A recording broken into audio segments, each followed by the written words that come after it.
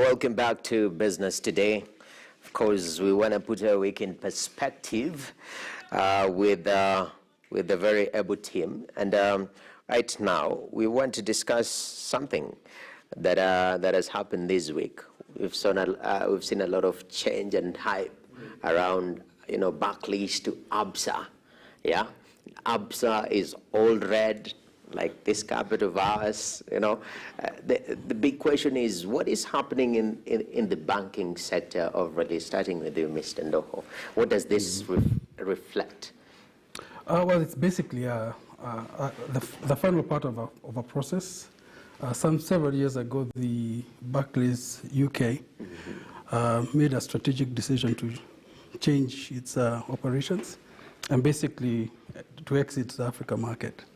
And in the process of doing that, one of the suitors to buying the Africa operations was the South African ABSA group.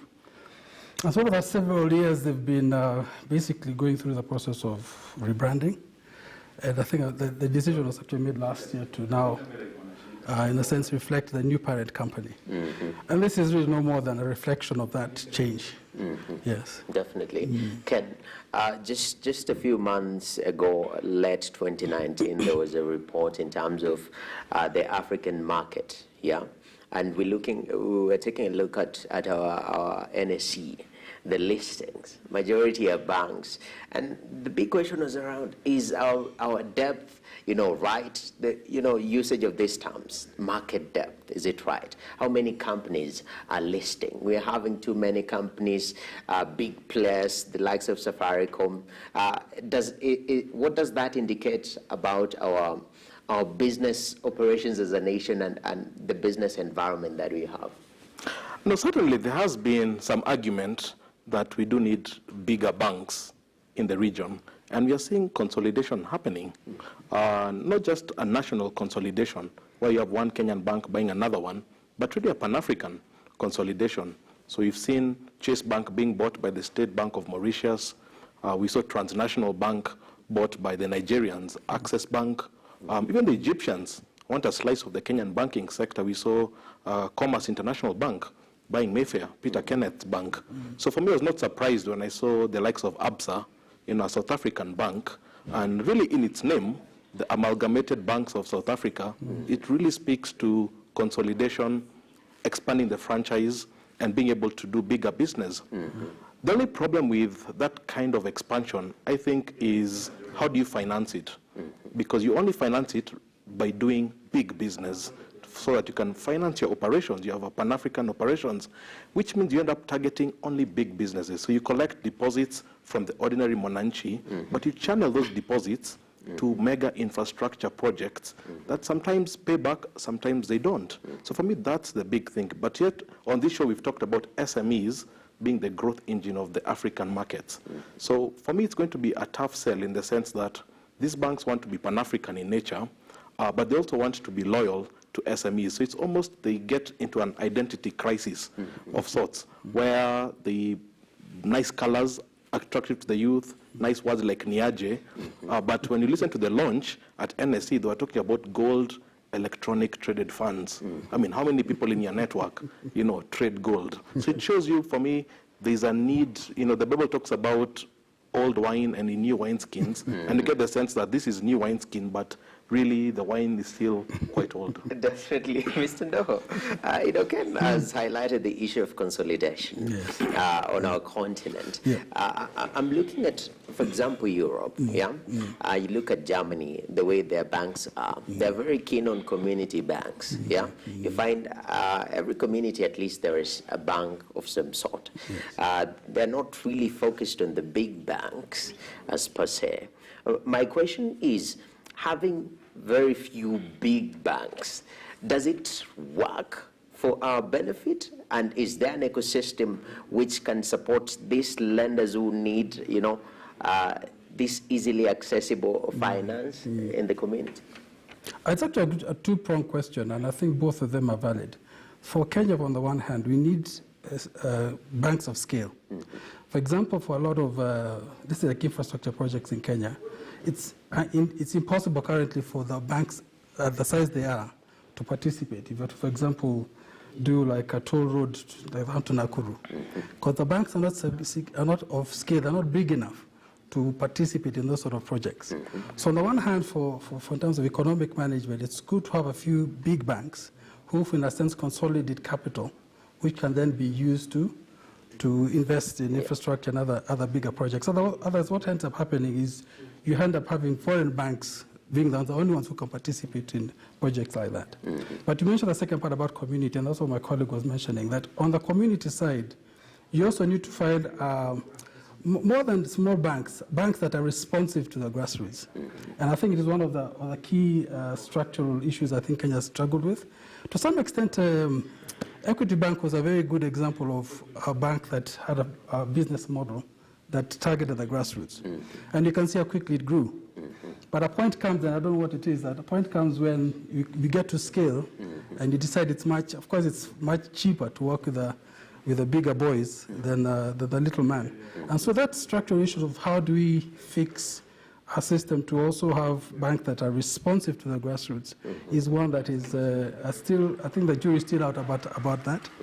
And my view is that consolidation will continue. At current, I think we are about 40 to 44 banks and about 26 fintech financial institutions, like microfinance institutions. There's still too many. Yeah. But you can see there's already been almost a separation of the two, that's so that the microfinance organizations are targeting the grassroots. Yes. But yet they're not of skill to really be effective. And so that's one of, I think, critical policy issues that need to be resolved by government. And I think some good steps in, I think we mentioned fintech last time. And fintech is going to be a powerful way of that beginning to happen. Definitely. Can, a better part of last year we're discussing red cap in this particular country and the way credit had been stifled towards the SME sector. And this was hugely, on the banking sector, where banks decided, if you're going to cap and we can't price our loans based on the risk that we are facing, then we are going to lend to the government.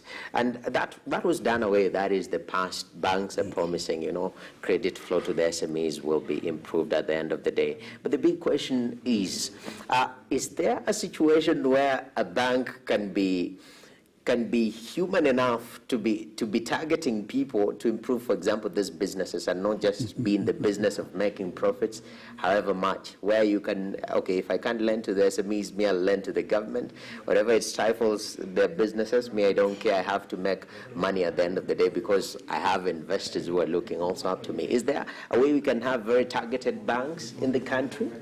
In a way, you're speaking about conscious capitalism, where there is a profit motive, which is quite strong in Kenya. If you look at the ROEs in Kenya, it's about over 25% what the banks make.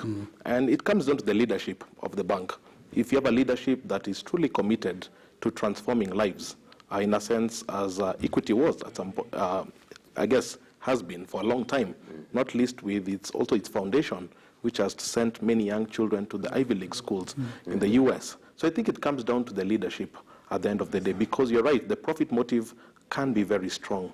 The argument in Kenya for consolidation has been, in Kenya we have 44 banks for a population of 50 million people. Nigeria has 23 banks. South Africa has maybe even 15, 16 banks. So there has been that push, but people forget about the United States, which has well over 6,000 banks, that really target communities and transform lives. So for me, I think the way out has to be these Pan-African banks have to have subsidiaries that are truly committed to SMEs. It can't be just a department. It has to be a subsidiary that collects deposits from SMEs and takes it back to the SMEs. Because my feeling is what's going to happen is the salaries that come in our way will just go up to financing projects in other parts of the continent which we have no attachment to. That has to be the big risk of globalization. And there's a good point there, though, so that there's also a need for what I'd call enlightened policy making around this, because it's not enough to wait for the banks to do it, and it's another balance is a difficult one, because the central bank the other day announced its initiative for de-risking small SMEs. That, in a sense, should also be built into the business model that these banks are participating in.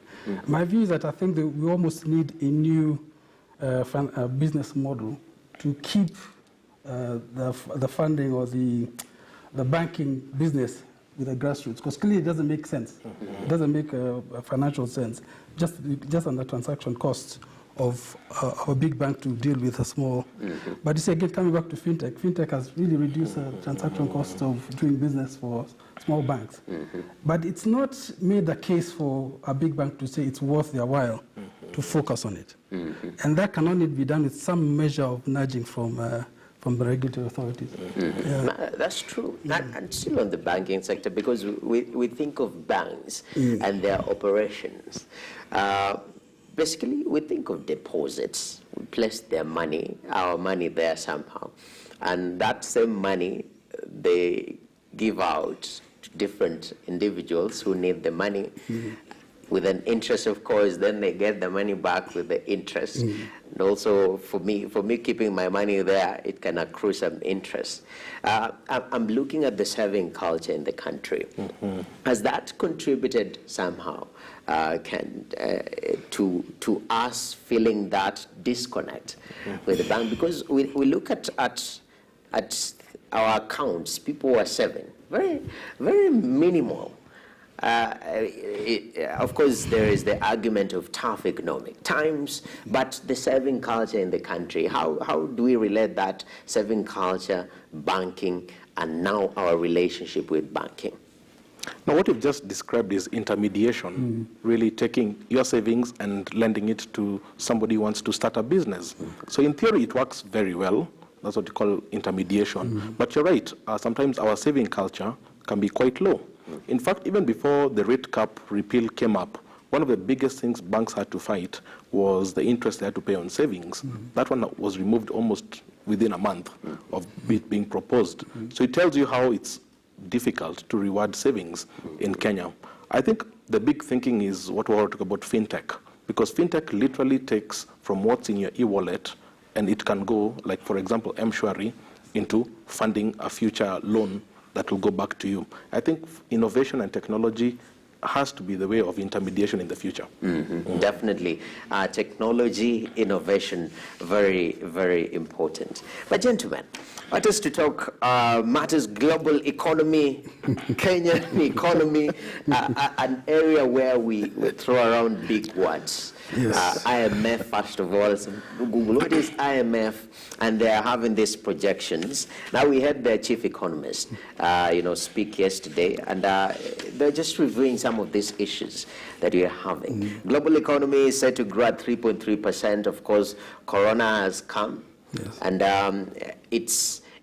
will it have an impact on this particular growth? Oh, absolutely, absolutely. Like I think we said last time that China is a workshop of the world. If China shuts down, we all feel the pain. Essentially, if China catches a cold, coughs, we all catch a cold, basically, economically. So to that extent, I think it's exactly what's happening. Corona has slowed down growth, and it looks like it's going to hang around for a little while, and that means the recovery back to normal operations in China will definitely have an effect on global growth. Even in Kenya, a couple of my friends who have just stopped importing because they can't. They can't. They have to wait. So IMF is saying that the sub-Saharan growth is at 3.5, slightly above the global growth. We look now at Kenya. We come down at Kenya. Even the Central Bank of Kenya released the focus 6%. Ken, often these figures we read in the newspapers. Oh, growth is projected at 6%, and I look at the price of nyanya. I'm like, whoa, why nyanya is going for 20 bob? How do you interpret this 6% global growth, economic growth in 2020 for our country? I think the biggest challenge with these statistics that come from IMF or the World Bank is their ratios. So for example, you talk about 6% growth, much of that is coming from the public sector investment. But if you actually look at private sector investment, I'd say private sector in Kenya is actually contracting. Absolutely. Because there's no money in the economy. So that's the challenge when you talk about 6%. It's so skewed to the public sector. And for me, I think that has been the biggest challenge with the IMF, where they look at ratios like deficits, and they say, okay, we guys need to reduce that deficit by 2%. But what does that really mean on the ground? Because it means lower spending. And right now, we don't have any money in the economy. If you go outside and talk to even a standard 8 student outside, they'll tell you the biggest challenge in Kenya is there's no economy. There's no money in the economy. So when you tell them, okay, so what do you think about a proposal to reduce even the public spending coming in? It means you end up killing the economy. And I've always said the IMF has a lot of data. It has brilliant economists. It's time now they started thinking about innovatively coming with solutions, not just talking about ratios on spreadsheets, but really coming up with solutions that speak to the lives of the mama mboga you just talked about. If they don't do those kind of internal reforms, it'll just end up being a talk shop where people just sit back and talk. Yeah, and that's the risk that we run. Just, you know, out of talking, we have to really, first of all, break down the information to be able to understand to the basic what it really means for each and every one of us. That's what we try to do right here on the show each and every day, especially on Week in Perspective. Right now, there is an insistence on this particular issue of coffee, which we have to discuss. Coffee cherry fund. There's been operation. Actually, it's been agreed that 3 billion shillings shall be put into this revolving cherry fund to try and revive the coffee sector. Mr. Ahoro, agriculture seems, actually it's one of key backbones in the economy. What does this mean, putting out 3 billion towards the revolving cherry fund? Well, it's more like a price guarantee. It's giving farmers a sort of flow in terms of their pricing for their coffee. I think from even previous conversations we've had, I worry that the hard conversation is still not being had. And the hard conversation is the structure of our commodities markets does not augur well for long-term sustainability. See, the extent to which government is very big in it, the fact that we've got cartels in it, that creates a problem for us. So it's much better if we had a situation where the coffee industry, the coffee market, is privatized, however carefully, because I know there's going to be a transition, period of transition. But as long as you have basically the government playing the referee and the player in the same market, I fear this is really a short-term measure. Yes, it will relieve the pain now, but it doesn't structurally change the market for making it sustainable in the long run. Yes. If a farmer was able, for example, to pick up the phone and using one of his fintech apps to say, I've got 10 kilos or 10 tons of coffee I'm going to harvest by next year, and give me a price, that's a future price, and someone says, yes, I'll buy it if you can give me 20% discount now, and they trade like that, right there you'd have a far more effective and responsive coffee market. And so my question is that structurally those are the things that I don't hear enough of in terms of how do you change it. So the government actually stays out of it, gets to leave the market, and its role becomes only to regulate. Setting prices, I think in economics it's always a slippery slope. Price controls it's not the right move always. But we've seen some economists, they try that and it wasn't working well. Ken, coffee. Trying to revive the sector, and not only coffee, agriculture in general. We're talking about tea. Briefly, what do you think this is reflecting on the agricultural sector?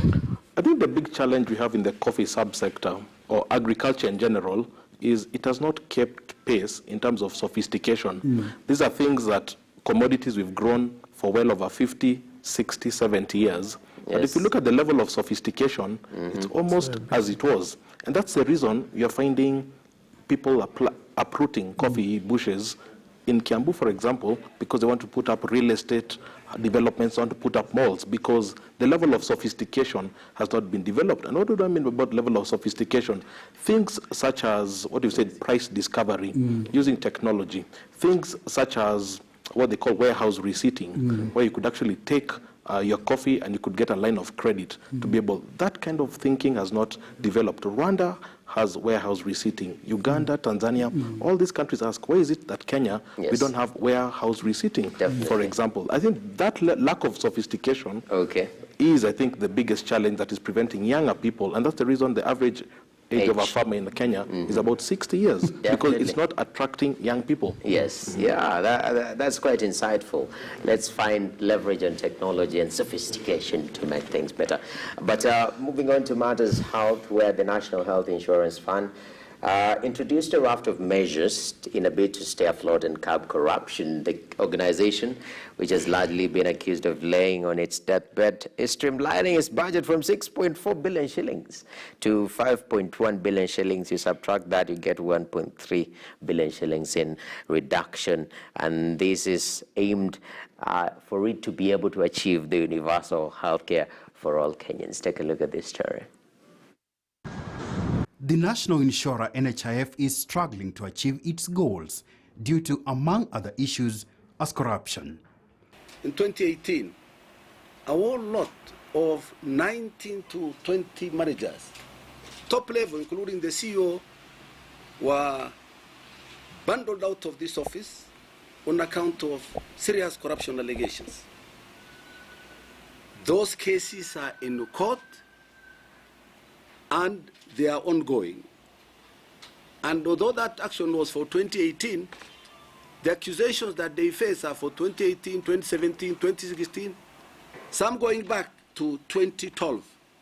Despite the negativity, NHIF is introducing measures that will boost its survival by ensuring they fulfill their promise. The new measures include a new ICT system that may result in staff layoffs. NHIF is also said to receive a rough estimate of 30 billion shillings grant from the World Bank that will aid in setting up technical assistance team for the universal healthcare agenda. The team, it's called technical assistance team, that is made of our people and the World Bank.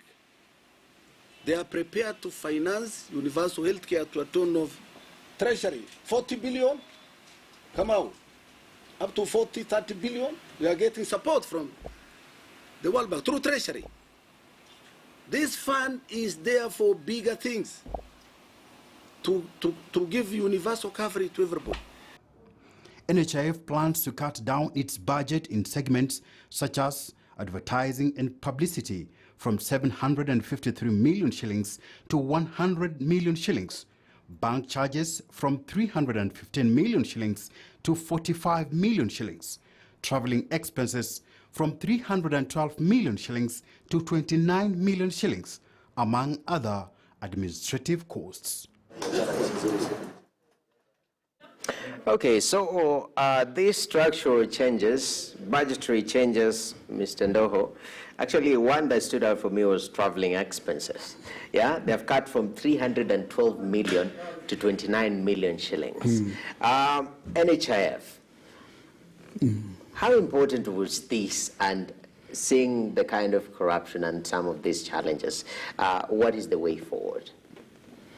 I think the short answer is better governance, better financial governance. I know this is an old horse, the whole donkey keeps